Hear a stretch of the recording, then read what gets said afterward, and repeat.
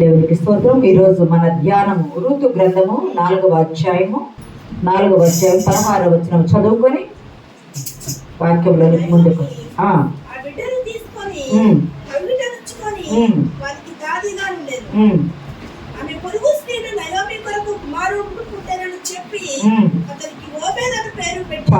దేవునికి స్తోత్రము. ఏ సంగమ దేవుని వెళ్ళారా? ఈరోజు మనం జ్ఞాపకం చేసుకున్నట్టయితే వాక్యము, అప్పుడు నయోమి, ఋతు గ్రంథము 4వ అధ్యాయం 16వ వచనం, అప్పుడు నయోమి ఆ బిడ్డను తీసుకొని తన కౌగిట ఉంచుకొని వానికి దాదిగా ఉండెను. ఈరోజు మన అంశము బడి. బడి కాదు, ఒడి. ఉంటుంది కదా, దానిలో ఒడి.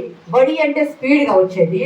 ఒడి అంటే గమనించండి, మన భారతీయ సాంప్రదాయంలో ఒడి నింపుతామంటాం. బట్టి ఇట్లా ఒడి నింపు అంటే ఫ్లాట్గా ఉండే స్థలం మీద ఇట్లా పరిచి పట్టుకునే దాన్ని ఒడి అంటారు. ఫ్లాట్గా ఉండదు కదా. అంటే కొన్ని చోట్ల మూడు సందర్భాల్లో వాడారు. ఒకటి, ఇక్కడ నయోమి కౌగిట అనే మాటకు ల్యాప్ అని వాడారు. సంసోను విషయంకి వచ్చేటప్పటికి అక్కడ ఒక ల్యాప్ అని వాడబడింది, ఇంకో చోట కూడా వాడబడింది. ప్రియ సంగమా, ల్యాప్ అంటే సమానముగా ఉండే భాగం మీద ఇట్లా చాపి పట్టుకునేదాన్ని ల్యాప్ లేదా తోడ అనే మాట అంటారు. కానీ ఇక్కడ కౌగిట అనే మాటకు, కాలు మీద లేదా దొడ మీద అనే మాటకు, ఇక్కడ బొడి అనే మాటను వాడారు, ల్యాప్ అనే మాటను వాడారు. ఈరోజు మన అంశము బొడి. నయోమి రూతుకి కుమారుడు పుట్టాడు. రూతుకి కుమారుడు పుట్టినప్పుడు రూతుకు పుట్టిన కుమారుడిని తను తీసుకుంది, తన ఒడిలో పెట్టారు. స్త్రీలు తీసుకొచ్చి తన ఒడిలో పెట్టారు. ఎందుకు అలా తీసుకోవడానికి కారణం ఏమిటంటే, రూతు అనే మాటకు అర్థము సౌందర్యము. రూతు అనే మాటకు అర్థము సౌందర్యము. నయోమి అనే మాటకు అర్థము మధురము. ఓబేదు అనే మాటకు అర్థము సేవకుడు. ఓబేదు అనే మాటకు అర్థము సేవకుడు.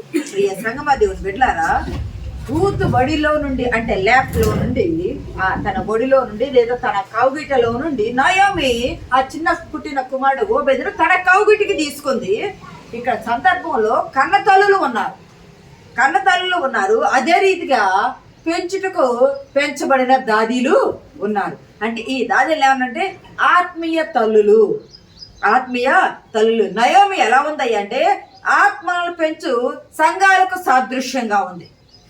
కన్నదేమో ఒక తల్లి, కానీ ఆత్మీయ సంఘములో కనేవారు, పెంచేవారు ఆత్మీయ తల్లిగాను ఆత్మీయ తండ్రిగాను ఉన్నారు. నయోమి ఎలా ఉంది మాదిరిగా అంటే సంఘములను పెంచు. ఇప్పుడు మన తల్లిదండ్రులు అంటారు, మన సంఘానికి వచ్చినప్పుడు మనకు ఆత్మీయ తల్లిదండ్రులు ఉంటారు. మనల్ని ఆత్మీయ తల్లిదండ్రులకు పెంచే సంఘానికి మాదిరిగా ఉంది. గమనించినట్లయితే విశ్వాసాలను పెంచాలంటే, సంఘాలు పెంచాలంటే పెంచలేవు, కానీ దేవుని క్రీస్తు రక్తము చేత సంపాదించిన సంఘంగా ఉంటే మాత్రమే వాళ్ళు ఆ సంఘంలోని వారు వర్తిల్లుతారు. ప్రియ సంఘమా, గమనించండి, మీకు ఇక్కడ ఇంకో మాట గుర్తు రావాలా. మోషే పుట్టినప్పుడు, మోషే కాలంలో యెకోబెతు మోషే తల్లి మోషేను కని సుందరుడుగా కుమారుని చూసి 3 మాసాలు భద్రంగా దాచిపెట్టి, ఇంకా వీరిని నేను దాయలేను అనుకొని వారిని బయట విడిచిపెట్టింది నైలు నదిలో. మొసళ్లకు నిలయమైన ఆ నైలు నదిలో ఆ చిన్న బాలుడిని జమ్ము పెట్టి చేసి ఆ బాలుడిని విడిచిపెట్టినప్పుడు, ఆ బాలుడు నీటిలో వెళ్ళేటప్పుడు ఎప్పుడయ్యా విడిచిపెట్టింది అని అంటే, ఫరో కుమార్తెను స్నానానికి వచ్చే స్నాన వాటికి దగ్గర ఆ జమ్ములో విడిచిపెట్టింది తల్లి. అక్కడ తన అక్కను మిరియాముని పెట్టి ఆమె స్నానం చేయడానికి వచ్చినప్పుడు చూచి, ఈ బుట్ట బాగుంది, తయారు చేసిన పెట్టె బాగుంది అని పెట్టెను తీసుకొచ్చినప్పుడు సుందరుడైన బాలుడు కనిపించినప్పుడు ఆ బాలుడిని ఆమె తీసుకొని తన కౌగిట పెట్టుకుంది. అంటే ఆమె తన ఒడిలో పెట్టుకుంది. ఆ బాలుని తీసుకొని తన ఒడిలో పెట్టుకుంది. నిర్గమాకాండం 2:9 చూడవసరం లేదు, కానీ గమనించినట్లయితే తన ఒడిలో పెట్టుకున్న ఆ పిల్లవాడిని తన ఒడిలో ఉంచి పెంచడానికి ఫరో కుమార్తె ఇష్టపడాల. జ్ఞాపకం పెట్టుకోవాలి. పిల్లోడిని తీసుకుంది కదా, తీసుకుని తన కౌగిట లేదా ఒడిలో పెట్టుకుంది కదా, ఒడిలో పెట్టుకున్న ఆ ఫరో కుమార్తె పిల్లవాడిని పెంచడానికి ఇష్టపడాల. తాను పెంచడానికి పిల్లవాడిని మోసే భారం తీసుకోవాలా, మలమూత్రాలు వస్తే శుద్ధి చేసే భారం తీసుకోలేదు, లేదా అనారోగ్యం వచ్చింది, అనారోగ్యం వచ్చినప్పుడు భద్రతగా కాపాడే భారము తీసుకోలేదు, వారి ఎదుగుదలకు పెంచి పోషించడానికి ఏమి తీసుకోలేదు. కానీ ఆమె తన కుమారుడు అనిపించుకోవడానికి ఇష్టపడింది, కానీ పెంచి బాధ్యతగా తీసుకునే బాధ్యతను ఇష్టపడలేదు. అందుకొరకు ఆమె ఏం చేసింది అంటే, వీనిని పెంచడానికి ఎవరైనా ఒకరు దొరుకుతారని వెతికినప్పుడు మోషే అక్కే మిరియామి వీడిని పెంచడానికి ఇజ్రాయెల్లో నుండి ఒక స్త్రీని తీసుకొస్తారు. తన కన్న తల్లినే యొకోబేతునే తీసుకొని వస్తే అక్కడ ఈ వెంటది ఫరో ఒక కుమార్తె అంటది, నా కొరకు వీనిని పాలించి పెంచుము, నేను నీకు జీతం ఇస్తాను. నా కొరకు పాలించి పెంచుము, జీతం ఇస్తానంటే పాలిచ్చి పెంచి, ఇప్పుడు సంఘాలు ఎలా ఉన్నాయి అంటే జీతాలు ఇచ్చి పెంచే సంఘాలుగా ఉన్న మందిరానికి వస్తున్నారు, రావట్లేదు, చూసుకోవట్లా, ఆత్మీయ స్థితి గమనించట్లా. కానీ నయోమి ఫరో కుమార్తె వలె ఉంటున్నారు కదా సంఘాలు, నయోమి వలె ఉండట్లా. నయోమి రూతుకు పుట్టిన కుమారుని తీసుకుని తన కౌగిట తన ఒడిలో పెట్టుకొని తాను పెంచడానికి ఆమె ఇష్టపడింది. ప్రియ సంగమా దేవుని బిడ్డలారా, ఆత్మల బాధ్యతకు అపోస్తలుడైన పౌలు అంటాడు కదా, ఆత్మల బాధ్యత కొరకు నేను మళ్ళా ప్రసవ 4 గలతీ పత్రిక 4:19 ఒక మాట చూడండి. 19:4 నా పిల్లలారా క్రీస్తు స్వరూపం మీ యందు ఏర్పడే వరకు మీ విషయమై మరలా నాకు ప్రసవేదన కలుగుచున్నది. నా పిల్లలారా క్రీస్తు స్వరూపము మీ యందు ఏర్పడే వరకు మీ నిమిత్తమై నాకు మరలా ప్రసవ వేదన కలుగుతుంది. గమనించండి, ప్రసవ వేదన పడవలసింది ఆడవాళ్ళు ప్రసవ వేదన పడితే ఎంత నొప్పులు పడి పిల్లల్ని కంటారు. ఇప్పుడంటే నొప్పులు లేకుండా ఆపరేషన్ వచ్చిన యెషయా గ్రంథంలో చెప్పిన రీతిగా ఒకనాటి జనం వలన ఒక ప్రసవ వేదన పడ్డానికి నొప్పులు తగలకుండా పిల్లలు జరిగింది అన్నట్టు ఇప్పుడు వస్తాను నొప్పులు తగలకుండా. కానీ అప్పటి కాలంలో ఆపరేషన్ అనేది లేదు. నొప్పులు పడి స్త్రీ ఎలాగో ప్రసవ వేదన పడి పిల్లల కంటతో పాపములో ఉన్న ఒక వ్యక్తి క్రీస్తులోకి రావడానికి, రక్షణలోకి రావడానికి అంత ప్రసవ వేదన పడ్డే స్త్రీ ప్రసవ వేదన పడితే ఎంత కష్టమో బాధ కలిగిందో అంత నొప్పి ఒక పాపి రక్షణలోకి రావడానికి, రక్షించబడే వాళ్ళు పొందాలని అపోస్తలుడైన పౌలు అంటాడు. తిమోతిని అంటాడు అనమాట. గమనించండి, తీతును తిమోతిని ఆత్మీయ కుమారులు అని అపోస్తలుడైన పౌలు పిలుస్తారు. అంతేకాదు పాత నిబంధనలో ఎలీషా ఏలియాను నా తండ్రి అని ఆత్మీయ తండ్రిగా పిలిచాడు. యెహోయాహాషు రాజు అని కూడా ఉంటాడు. ఎవరు? ఇజ్రాయేల్ రాజు. ఆ రాజు కూడా ఏమంటాడంటే నా తండ్రి అని ఎలీషాని పిలుస్తాడు. అంటే మనకు ఆత్మీయ స్థితిలో మనల్ని పెంచేవాళ్ళని, ఆత్మీయ ఆహారం అందించి పెంచేవాళ్ళని ఆత్మీయ తల్లి, ఆత్మీయ తండ్రి అన్నారు. కన్నవారు కనే ఉంటారు. కన్నవారు కొంతమంది కని వదిలేస్తారు, పెంచను కూడా పెంచరు. కానీ నువ్వు రక్షించబడి నీ ఆత్మ పాతాళానికి వెళ్లకుండా పరలోకానికి వెళ్ళాలంటే నువ్వు ఆత్మీయ సంఘములో పెంచబడాలి. రూతు వాళ్ళలో ఎందుకు ఉంచలేదు? మనం ఆలోచించాల్సిన విషయం ఏంటంటే, రూతు వడి నుండి నయోమి వడికి తీసుకుంది. నయోమి కౌగిటికి తీసుకుంది, తన ఒడిలో పెట్టుకుంది. ఆ పిల్లవాడిని ఎందుకు తీసుకుంది అని మనం అనుకుంటే, పాపపు ఎక్కడి నుండి తీసుకుంది అంటే పాపపు ఒడి నుండి పరిశుద్ధ ఒడిలోకి తీసుకుంది. ఎక్కడి నుండి అంటే పాపపు ఒడి నుండి పరిశుద్ధ ఒడిలోకి తీసుకుంది. ప్రియ సంగమ దేవుని బిడ్డలారా, రోమా పత్రిక 6:19 ఒక మాట చదువుకుందాం చూడండి. 19 ఏమనగా అక్రమము చేయుటకై అపవిత్రతకును అక్రమమునకును అపవిత్రతకును అక్రమమునకును మీ అవయవములు దాసులుగా ఉంచదు. ఎలాగ అప్పగించారో అలాగే పరిశుద్ధత కలుగుటకై ఇప్పుడు మీ అవయవములను నీతికి దాసులుగా అప్పగించు. దేవుని నామానికి మహిమ కలుగునుగా. అపోస్తలుడైన పౌలు అంటున్నాడు, మీరు ఈ లోకంలో జీవిస్తూ ఉన్నారు, మీరు పాపంలో జీవిస్తూ ఉన్నారు, మీ అవయవములను అపవిత్రతకు అక్రమమునకు దాసులుగా మీరు చేయబడ్డారు. వాటిలో నుండి మీరేం కావాలంటే పరిశుద్ధతలోకి. ఇప్పుడు ఒకప్పుడు మీరు పాపములో ఉన్నారు, పాపములో ఉన్న మీరు అక్రమములో ఉన్నారు, అతిక్రమములో ఉన్నారు, పాపములో జీవిస్తున్నారు. మీ అవయవాలను మీ శరీరంలో ఉన్న మీ అరికాల మొదలకు నెత్తి వరకు మీ పాపాలకు దోసలుగా అప్పగిస్తూ ఉన్నారు. వాటన్నిటిలో నుండి పరిశుద్ధతలోకి మీ అవయవములను మార్చాలి. ప్రియ సంగమ దేవుని బిడ్డలారా, ఎందుకు రూతు ఒడి నుండి తీసుకుందాయి అంటే, అసలు ఎవరయ్యా ఈ రూతు అని మనం జ్ఞాపకం చేసుకుని, దావీదు కూడా ఒక మాట అండి, ఇందాక మనం చదివిన భాగంలో 51 కీర్తనలో చూడవసరం లేదు, నేను 5లో, నేను పాపములోనే పుట్టిన వాడను, పాపములోనే నా తల్లి నన్ను గర్భమున ధరించను. నేను పాపంలోనే పుట్టాను, మనుషులు ఎవ్వరమైనా నేను పరిశుద్ధులని అంటానికి లేదు. ఆదాము నుండి వచ్చిన రక్తము డిఎన్ఏ అందరూ పాపములో జన్మించిన వారే ప్రియ సంగమ దేవుని బిడ్డలారా.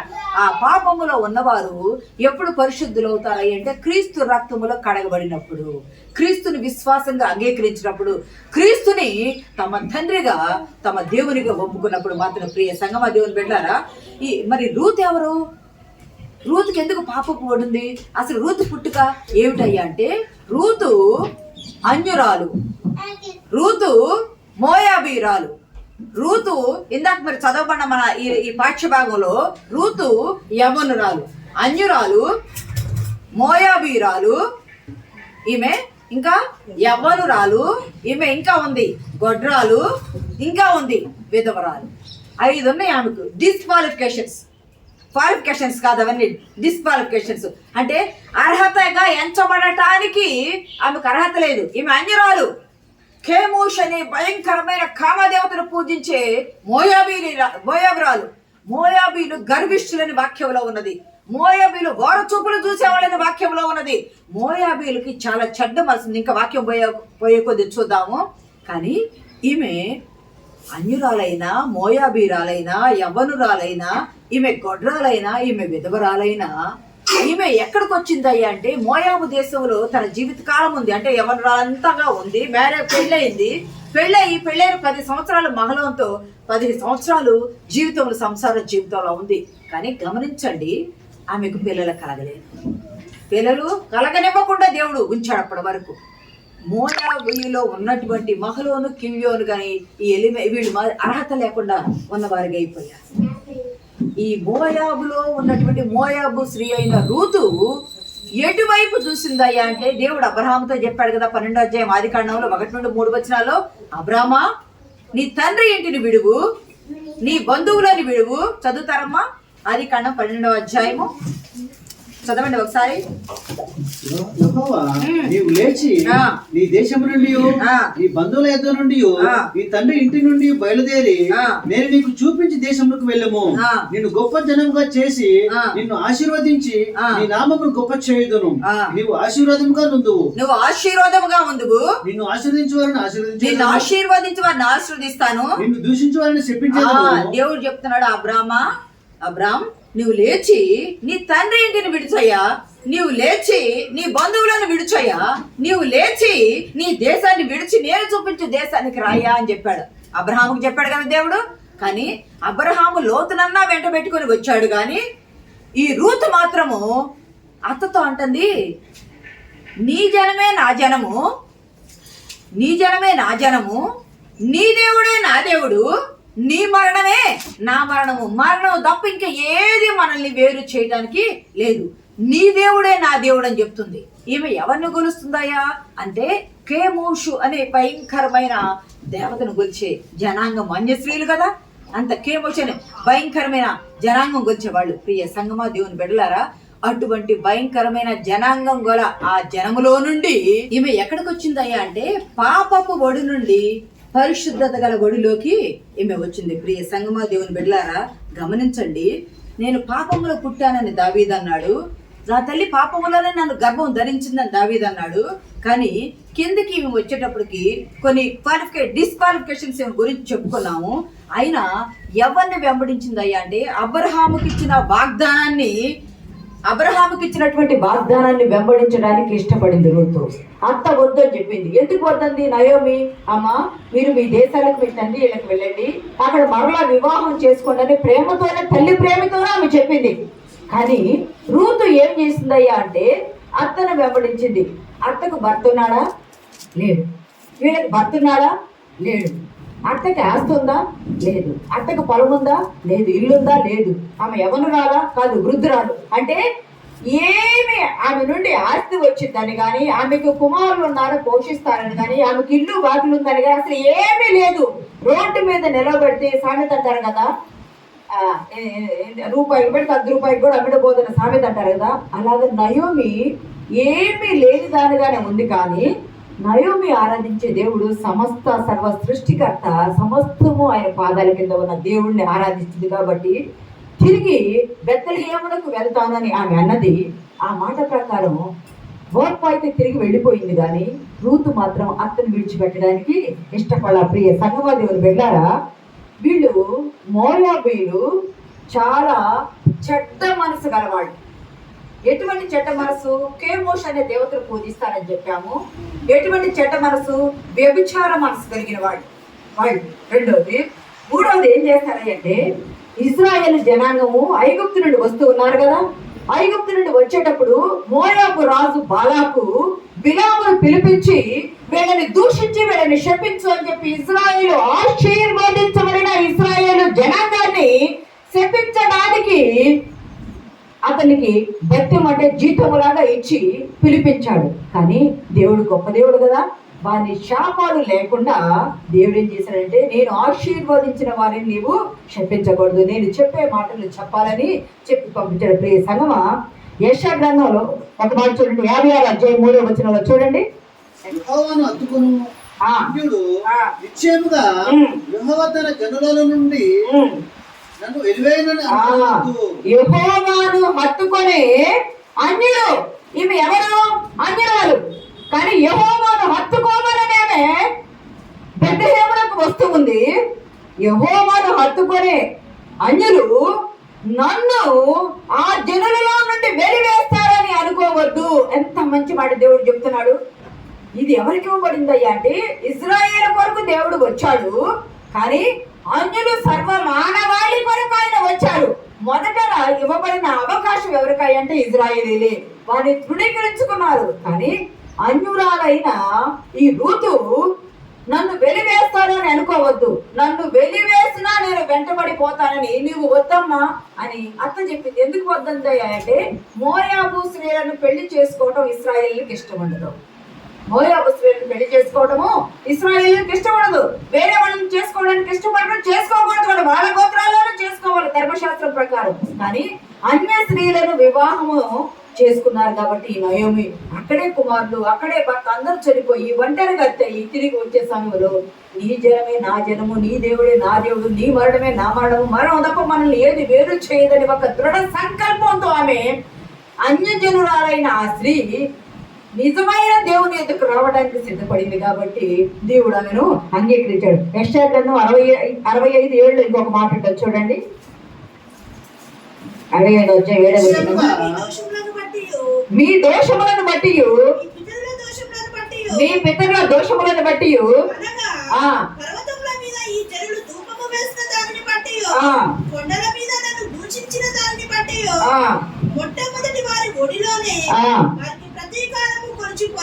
దేవుడు అంటున్నాడు, మీ దోషాలను బట్టి, మీ పాపాలను బట్టి, పర్వతముల మీద మీరు పూజించిన మీ పూజలను బట్టి, మీరు చేసినటువంటి అన్య దేవత పాపాలను బట్టి మీ ఒడిలో ఏం పోస్తానంటున్నాడు దేవుడు? ప్రతీకారము పోస్తానంటున్నాడు. అంటే వారు పాపము చేశారు, వారు దోషము చేశారు. ఆ పాపము దోషము చేసిన జాతిలో నుండి ఈమె కూడా వచ్చింది. పాపము దోషము చేసిన జాతిలో నుండి ఈమె కూడా వచ్చింది. కానీ ఈమె కేమోషు అనే దేవతలు పూజించేవాళ్ళు. వివాహం అయిన దగ్గర నుండి బహుశా పూజించకపోవచ్చు. ద్వితీయోపదేశకాండం 5వ అధ్యాయంలో 7వ వచనంలో ఒక మాట ఉంటుంది చూడండి. నేను తప్ప వేరొక దేవుడు నీకు ఉండకూడదు, ఏ విగ్రహానికి కూడా మీరు మొక్కకూడదు అని చెప్పారు కదా. విగ్రహాలకు మొక్కితే ఆ పాపము నీ ఒడిలో వేస్తాను అని చెప్పి ఆ రోజు దేవుడు మాట ఇచ్చాడు కదా. ఆ మాట ప్రకారము ఈమె ఒడిలో ఏమున్నది? ఈమె ఒడిలో పాపం ఉన్నది. ఈమె ఒడిలో ఏం పోస్తా అన్నాడు దేవుడు? ప్రతీకారాన్ని పోస్తా అన్నాడు. ఎందుకు రూతు ఒడిలో పిల్లవాడిని పెట్టలేదు అనంటే, రూతు ఒడిలో ఏమున్నది అంటే ప్రతీకారం ఉన్నది. ఎందుకు రూతు ఒడిలో పెట్టలేదు అంటే, రూతు ఒడిలో పాపం ఉన్నది. కనుకనే పాపము దోషము రూతు ఒడిలో ఉన్నది. ఎందుకు? రూతు ఏ పాపం చేయలేదు కదా. ఎందుకుందయ్యా అంటే, హీబ్రూలో ఒక మాట వాడారు. ఏమని వాడారంటే పెసల్ అనే మాట వాడారు. పెసల్ అంటే మనం అనుకునే పెసలు కాదు, పెసల్ అనే మాట వాడారు. పెసల్ అంటే చెక్కిన బొమ్మ లేదా మలచబడిన బొమ్మ. చెక్కిన బొమ్మ లేదా మలచబడిన బొమ్మ. గమనించండి, వడ్రంగి ఏం చేస్తాడు?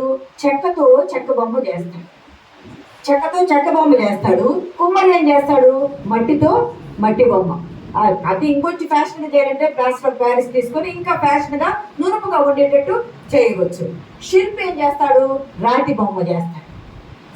సైకత శిల్పి అంటారు కదా, సైకత శిల్పాలు అంటారు. అంటే ఇసుకతో చేస్తారు. ఇసుకతో చేసే శిల్పాలు కూడా ఉంటాయి. ప్రియ సంగమా, కంసలు ఏం చేస్తాడు? వెండితోనూ బంగారంతోనూ అంటే రకరకాలుగా మలిచి చెక్కిన బొమ్మలను చేస్తూ ఉంటే వాటిని పూజించే జాతిలో నుండి వచ్చింది. ప్రియ సంగమ దేవుని బిడ్డలారా, అలా మలచిన బొమ్మల దేవుడిని విడిచి తనను మలచిన దేవుణ్ణి ఎరిగి వచ్చింది. దేవుని నామానికి మహిమ కలుగును గాక. మలచిన మనుషులు మలచిన బొమ్మలు ఉంటాయి కదా, మనుషులు చెక్కిన బొమ్మలు ఉంటాయి కదా, ఆ బొమ్మలను ఆమె ఆరాధించకుండా మనుషులను మలచిన దేవుడి దగ్గరకు ఈమె వచ్చింది. ఇర్మియా గ్రంథంలో ఒక మాట ఉంటుంది, 10వ అధ్యాయం 16వ వచనంలో చూడండి. ఇర్మియా గ్రంథము 10వ అధ్యాయం 16వ వచనం. యాకోబునకు స్వస్థమగువాడు వాటి వంటి వాడు కాడు, ఆయన సమస్తమును నిర్మించినవాడు, ఇశ్రాయేలు ఆయనకు స్వాస్థ్యముగానున్నగు. ఇశ్రాయేలు దేవుడు ఎటువంటి వాడయ్యా? ఇశ్రాయేలు దేవుడు అంటే యెహోవా ఇశ్రాయేలుకు సొంత దేవుడు, సొంత స్వాస్థ గోత్రము. వాటి వంటి వాడు కాదు ఆయన. వేటి వంటి వాడు? పై భాగంలో చదివితే విగ్రహము వంటి వాడు అంటే జీవము లేని మలచిన మనిషి మలచిన వాటి వంటి వాడు ఆయన కాడు. జీవము కలిగిన దేవుడు, సైన్యములకు అధిపతి యెహోవా అని ఆయనకు పేరు. అటువంటి స్వాస్థ్యమైన దేవుని యొద్దకు మలచబడిన చెక్కబడిన వాటిని విడిచిపెట్టి మాట్లాడి అద్భుత కార్యాలు చేసే సజీవుడైన దేవుని రెక్కల కింద సురక్షితంగా ఉండటానికి ఈమె వచ్చింది. ఎందుకు ఈమె ఒడిలో ఉండలేదా అంటే ఈమె ఒడిలో పాపము, ఈమె ఒడిలో దోషము, ఈమె ఒడిలో ప్రతీకారం అన్నది.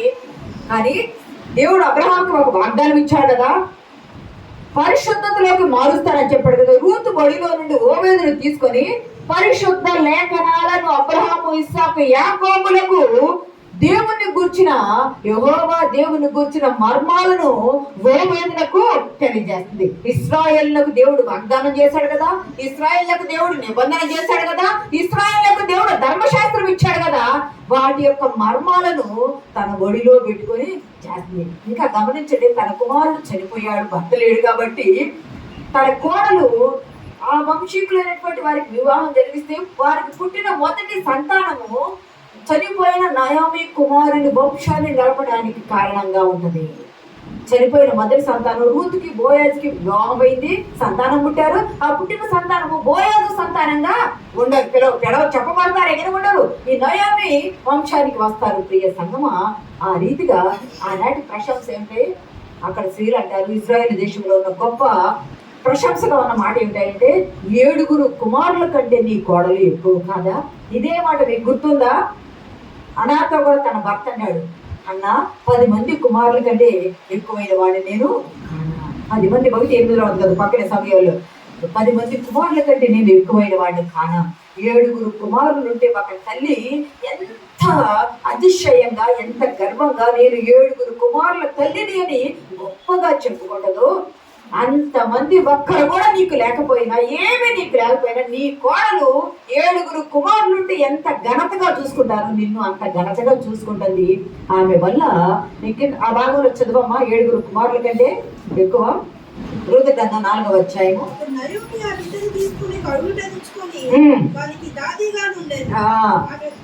పొరుగు స్త్రీలు నయోమి కొరకు కుమారుడు పుట్టానని చెప్పి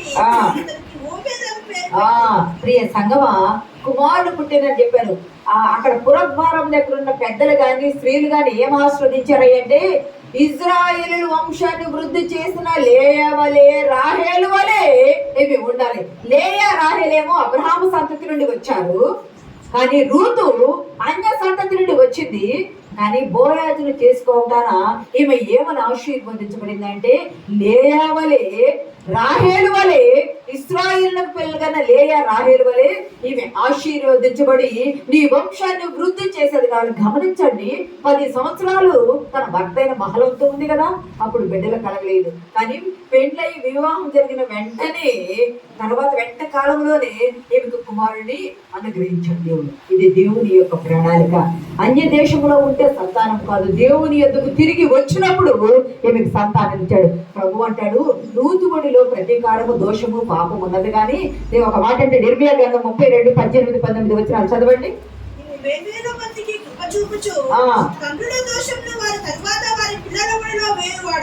నీవు వేవేల మందికి కృప చూపుతావయ్యా, వేవేల మందికి నీవు కృప చూపుతావయ్యా, తండ్రుల దోషము పిల్లల ఒడిలో వేయవాడవయ్యా. గమనించండి, తండ్రుల దోషం పిల్లల ఒడిలో వేయవాడవయ్యా అని ఇక్కడ ఆ మాట అంటే, తండ్రి ఏమి చేస్తున్నాడో పిల్లలు గమనిస్తే తర్వాత కాలంలో పిల్లలు అదే చేస్తారు. కాబట్టి తండ్రి ఏదైనా పాపం చేస్తే ఆ పాపపు శాతము ఎవరి ఒళ్ళో పడుతుందయ్యా అంటే పిల్లల ఒళ్ళో పడుతుంది. దేవుడు అంటున్నాడు, ఎందుకు తండ్రులు చేసే దోషం పిల్లల వాళ్ళు అంటే, పిల్లలు కనుక తండ్రి చేసేది చేయకుండా ఉంటే తండ్రి వరకే ఆగిపోయింది.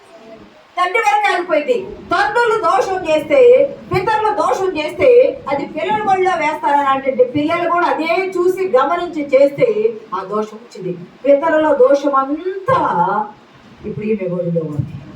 పితరుల దోషం అంతా ఈమె ఒడిలో ఉంది. ప్రియ సంగమా దేవుని బిడ్డలారా, మనం ఎటువంటి వారమయ్యా అంటే అడవి ఒలీవ చెట్ల వంటి వారు. రోమపత్రికను చూడవలసిన 11:24 మనము అడవి ఒలీవ చెట్ల వంటి వారిని. మనల్ని నరికి తీసుకొచ్చి మంచి ఒలీవ చెట్టుకి గాయం చేసి ఆ గాయంలో మనల్ని పెట్టి దానితో అంటు కడితే మంచి ఒలీవ చెట్ల సారము మనలోకి వచ్చి అడవి ఒలీవ చెట్ల వలె ఉన్న మనల్ని మంచి ఒలీవ చెట్ల వలె మార్చే దేవుడు మన దేవుడు. మనం పాపములో ఉన్నాము, దోషములో ఉన్నాము, ప్రతీకారంలో ఉన్నాము. కానీ మనల్ని దేవుడు ఏం చేశాడంటే పాపములో నుండి పరిశుద్ధతలోకి నడిపించాడు. దేవుని నామానికి మహిమ కలుగు. పాపములో నుండి పరిశుద్ధత. మీకు తెలుసా, పరిశుద్ధంగా పుట్టబడి వాడే ఉన్నాడు. సొలొమోను మంచిగా ఉన్నాడు, కానీ మోయాబు స్త్రీలను ఆయన వివాహం చేసుకోవడానా మోయాబు స్త్రీలు బహు భయంకరమైన పాపం చేశాడు. మోయాబు దేవుళ్ళు దేవతల వైపు అతని మనసును తిప్పివేసి పాపము చేయడానికి అతను చేసుకున్న స్త్రీలు కారణమయ్యారు. ప్రియ సంగమా, అంత మంచి సొలొమోను పడిపోవడానికి మోయాబు స్త్రీలను వివాహం చేసుకుని మనసును వారు తిప్పివేశారు. మీకు గుర్తుందా, న్యాయాధిపతుల్లో కూడా సంసోను దేవుని చేత ఎంచబడ్డాడు, పెంచబడ్డాడు, పిలవబడ్డాడు, మంచిగా పరిశుద్ధంగా జన్మ పొందుకున్నాడు. ఆత్మ ఆయన మీదకి దిగి వచ్చింది, దూత చేత చెప్పబడ్డాడు. ఆత్మ పొందుకున్న సంసోను దలీలా దగ్గరికి వెళ్ళాడు. గమనించండి, పాపపు స్త్రీ, వ్యభిచార స్త్రీ దలీలా యొద్దకు వెళ్ళగా దలీలా లేకపోతే ఆమె ఒడిలో కొట్టుకొనగా అతని బలము ఆత్మ అతని యొద్ద నుండి తొలగి వెళ్ళిపోయింది. ఇక్కడ ఆ మాటే ఉంటాడు. 16:9 ఒకసారి చదవగలుగుతారా? మాటను నుండి వారు ఆమెతో అంతఃపురంలో దిగుంటారు గనక ఆమె సంసోను ఫిలిష్తీయులు నీ మీద పడుచున్నారని అతనితో అనగా 16:9 అప్పుడు అతడు తన అభిప్రాయం అంతే ఆమెకు 17 అప్పుడు అతడు తన అభిప్రాయం అంతే ఆమెకు తెలియజేసి, నేను నా తల్లి గర్భం నుండి పుట్టినది మొదలుకొని దేవునికి నాజూరు చేయబడిన వాడనే ఉన్నాను. నా తల మీదకి మంగళ కత్తి రాలేదు. నాకు క్షౌరం చేసి నా బలము నాలో నుండి తొలగిపోయి ఇతర మనుషుల వల్ల అవుతుందని అబద్ధం అనేను. అతడు తన అభిప్రాయమును తనకు తెలిపని దలీలా ఎరిగి వర్తమానం పంపి ఫిలిష్తీయుల సర్దారులను పిలిపించి, ఈసారికి రండి, ఇతడు తన అభిప్రాయం అంతా నాకు తెలిపినని ఫిలిష్తీయుల సర్దారులు రూపాయలను చేత పట్టుకుని ఆమె తన తొడ మీద అతని నిద్రపుచ్చి ఒక మనిషిని పిలిపించి వారి చేత అతని తల మీద 7 జడల క్షౌరము చేయించి అతని బాధించుటకు మొదలు పెట్టాను. అప్పుడు అతనిలో నుండి బలము తొలగిపోయాను. ప్రియ సంగమా, ఆత్మతో నింపబడ్డ సంసోను పాపములోనికి వెళ్ళగా ఆత్మ అతని నుండి తొలగిపోయింది. ఎప్పుడైతే నీలో పాపం ఉండదో, ప్రతీకారం ఉండదో, దోషం ఉండదో, ఆత్మదేవుడు నీ దగ్గర ఉండడు, పరిశుద్ధాత్మ నీతో ఉండడు. నువ్వు పాపాన్ని, దోషాన్ని, ప్రతీకారాన్ని తొలగించుకొని నువ్వు ఎక్కడికి రావాలి అంటే పరిశుద్ధతలోకి రావాలా. గమనించిన అందుకంటాడు కదా, బాలుడు నడవలసిన త్రోవను వారికి నేర్పితే పెద్దవాడైనప్పుడు దాని నుండి తొలగిపోడు. రూతు ఒడిలో పాపము, దోషము, ప్రతీకారం ఉన్నది కాబట్టి రూతు ఒడిలో నుండి నయోమి తన ఒడిలోకి తీసుకొని బాలుడు నడవలసిన త్రోవను నేర్పించడానికి ఆమె సిద్ధపడింది. ఎందుకంటే ప్రతీకారమున ఆమె ఒడిలో ఉండదు. మనము కూడా మన పిల్లల్ని దేవుని బోధలోను, దేవుని శిక్షలోను, దేవుని వాక్యములోను, దేవుని ప్రార్థనలో మనము పెంచాలి. ఒకటి, రూతు ఒడిలో నుండి నయోమి ఒడిలోకి తీసుకుంది. 2, పాపపు ఒడి నుండి పరిశుద్ధ ఒడిలోకి తీసుకోబడింది. 3, ద్వితీయోపదేశకాండం 23వ అధ్యాయము 3వ వచనం చూడండి. ద్వితీయోపదేశకాండము 23వ అధ్యాయం 3వ వచనం.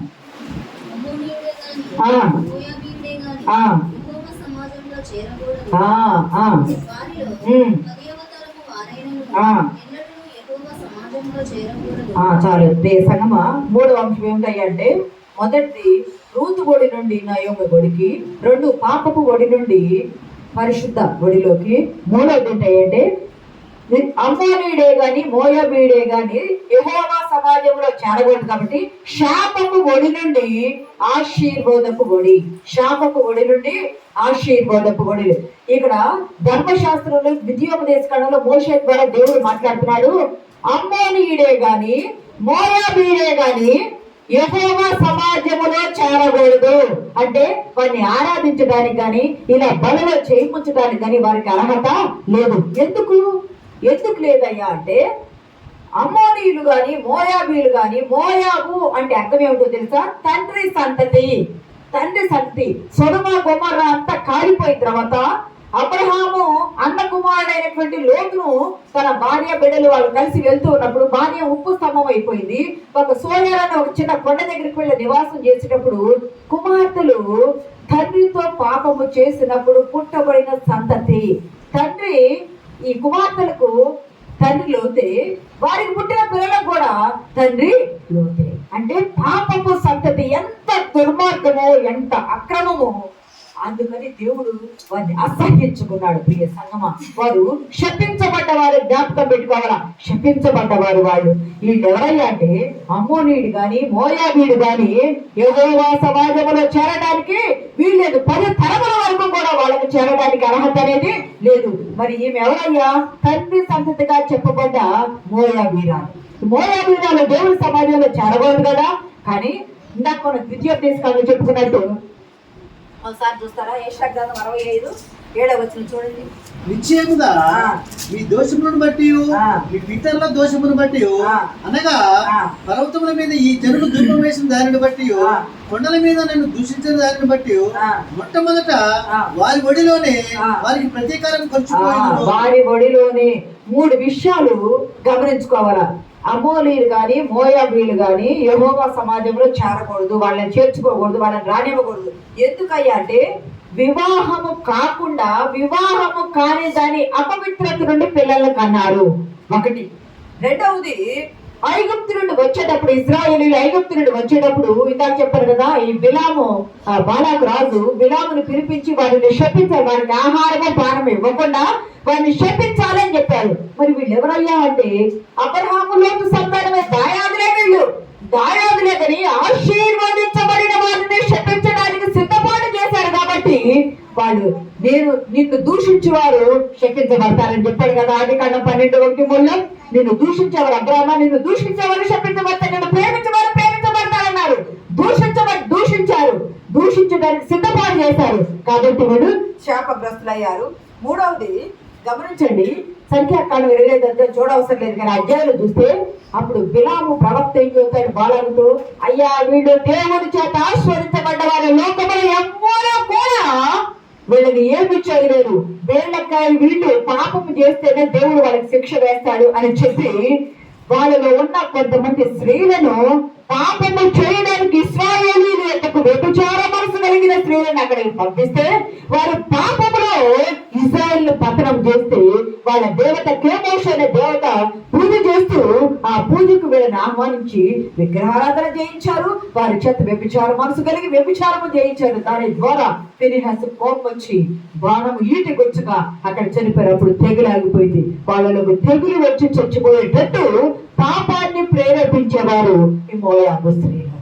మోయాబు స్త్రీలు అందుకన్నాడు, మీ పితరుల దోషము, మీ పాపము మీ ఒడిలో ప్రతీకారముగా నేను మోస్తాను కాబట్టి ఏ అమ్మోనీయుడు గాని ఏ మోయాబీయుడు గాని ఇజ్రాయేల్ సమాజంలో చేరడానికి అర్హత అనేది లేదు. కానీ అన్యుడు విశ్వాసంతో వెంబడిస్తే మాత్రం, అన్యుడైన వాడు విశ్వాసంతో వెంబడిస్తే నన్ను వెలివేస్తారేమో అని అనుకోవద్దని యెషయా చెప్పారు కదా. విశ్వాసంతో రూతు అనుసరించింది. ప్రియ సంగమా, రూతు ఒడి పాపపు ఒడి అనుకున్నాం, రూతు ఒడి శాపపు ఒడి అనుకున్నాము. ఎందుకంటే పితరుల పాపం అంతా వాళ్ళ ఒడిలో ఉంది, ఆమె ఏమీ చేయకపోయినా అనుకున్నాము. కానీ నయోమి ఒడి ఎలా ఉంటాయి అంటే నిర్గమాకాండం 20:6 ఒక మాట ఉంటుంది చూడండి. నిర్గమాకాండము 20:6. నన్ను ప్రేమించి ఆ నా ఆజ్ఞలు గైకొని వారిని ఆ 1000 తరముల వరకు కరుణించు. నన్ను ప్రేమించి నా ఆజ్ఞలు గైకొని వారిని 1000 తరముల వరకు కరుణిస్తున్నారు. అబ్రహాము మొదలుకొని దావీదు వరకు 1000 తరములు, దావీదు మొదలుకొని యేసుక్రీస్తు ప్రభు వారి వరకు 1000 తరములు. ప్రియ సంగమా, దేవుని బిడ్డలారా, 1000 తరములు అంటే అబ్రహాము నుండి నయోమి వచ్చేటప్పటికి ఇంకా 1000 తరములు కాలేదు కదా. ఇక్కడ గమనించినట్లయితే అబ్రహాముకి ఇవ్వబడ్డ ఆశీర్వాదము పాపపు ఒడిపోయి ఆశీర్వాదపు ఒడిలో ఉంది నయోమి. ఆశీర్వాదపు ఒడిలోకి ఓబేదును తీసుకొని ఈ లోకానికి రానయ్యన్న దావీదు వారసత్వానికి సిద్ధపాటు చేసింది. దావీదు నుండి రానయ్యన్న యేసుక్రీస్తు వారసత్వానికి సిద్ధపాటు చేసింది. గమనించండి, నువ్వు అన్యుడివైనా అన్యురాలివైనా, నీలో పాపమున్నా దోషమున్నా ప్రతీకారమున్నా నువ్వు విశ్వసించి దేవుని యొద్దకు వస్తే నీ కొరకు ప్రాణం పెట్టే దేవుడే, నీ కొరకు ప్రాణం పెట్టిన దేవుడే నిన్ను రక్షణలోకి నడిపిస్తారు. ఇటువంటి ఎన్ని ఇదే ద్వితీయోపదేశకాండం 23:3 ఒకసారి చదవండి. 23:3